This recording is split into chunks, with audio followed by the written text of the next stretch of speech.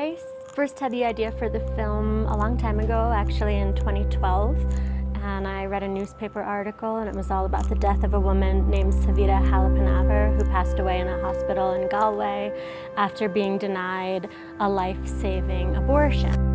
And I started reading about, I just was very sad and devastated and began reading about how far women in Ireland would have to travel at that time if they needed an abortion, and then thinking about what that journey looks like in other countries and other places, and decided to explore that dilemma in the context of our current climate.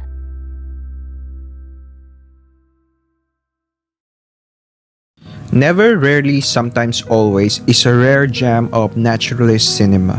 I was surprised to discover how great this movie is when I first watched it in 2020. I felt amazed at the atmosphere of authenticity presented in the film.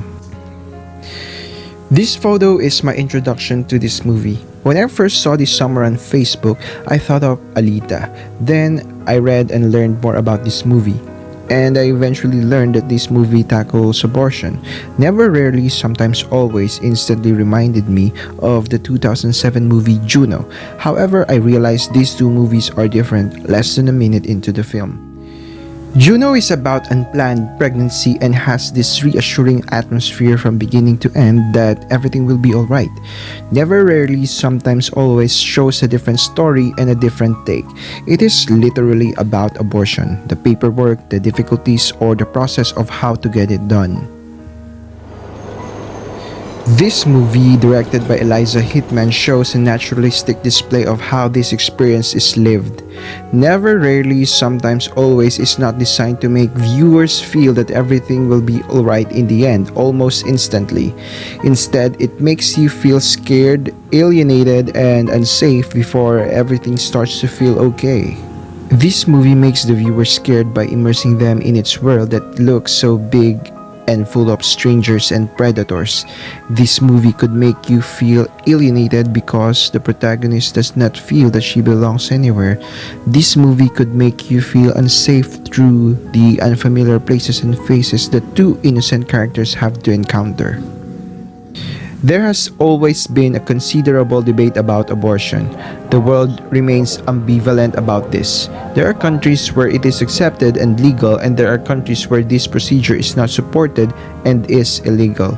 There are those people who agree that abortion is culturally, religiously, and morally wrong. And there are those who would argue that abortion is a public health measure and is a woman's right to reproductive freedom. Never, Rarely, Sometimes, Always shows that abortion happens.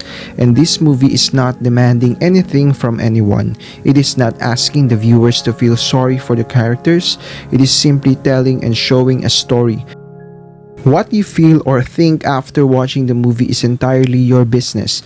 It is not making the viewers make a stand about abortion. It is not persuading you to decide if you are for it or against it. It simply shows a slice of reality in the most naturalistic way a great movie could. In this video, Screenergy breaks down the never, the rarely, the sometimes, and the always in Never, Rarely, Sometimes, Always to explain what makes this movie a rare gem of naturalist cinema. The movie is never an easy watch. Remember this scene in the beginning? This scene is so painful to watch, and this is perhaps an early warning of what is to expect from this movie.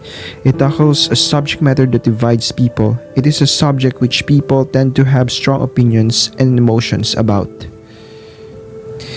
And this scene in particular underlines that Autumn will do what she wants. She doesn't care even if it hurts. She doesn't care about how the world would look at her. This movie is not an easy watch, and this particular element makes it an essential watch. The characters rarely talk.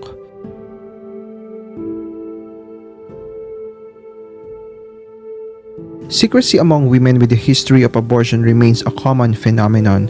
In line with this, making the main character, Autumn, quiet and almost unfeeling is an intelligent characterization. The protagonist never wants her family to know about the pregnancy. In effect, as I watch this movie, what I want her to do is talk and tell her story. Who is the father of the child? Why is she pursing her nose as if she's hurting herself intentionally? Why is she not telling this to her family? I have my assumptions but don't want to assume because I want to know more about her from the inside, not just from the outside. But it is what it is. In the end, this movie tells and shows that no one will ever know the whole story, but who cares about the entire story? So I guess, in the end, it is better this way. The movie is sometimes asking and claustrophobic.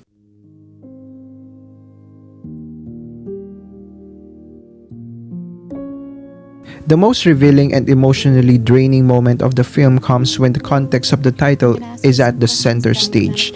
The acting in this claustrophobic scene is so powerful. Are either never, rarely, sometimes, or always. It's kind of like multiple choice, but it's not a test. In this scene, finally, we have come to learn something more profound and buried about autumn. This series of questions demand more context, but Autumn can only answer 4 words: never, rarely, sometimes, and always. And we recognize this limitation. Autumn struggles to answer the questions, and she starts to cry, looking for answers. It was so hard to breathe watching these moments. She cannot answer the questions while questions keep coming. That is why watching this scene feels so suffocating, so limiting. And this is what makes this scene perhaps the most unforgettable. Yeah. Do you want to tell me about it?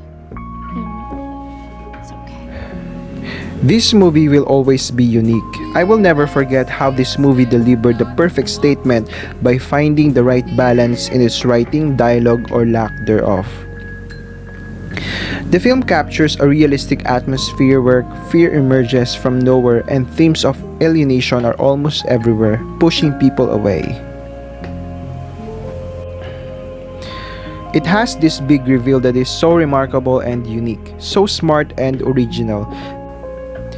This movie will always be special for its bold choices in its title, story, screenplay, casting, and display of naturalism in film.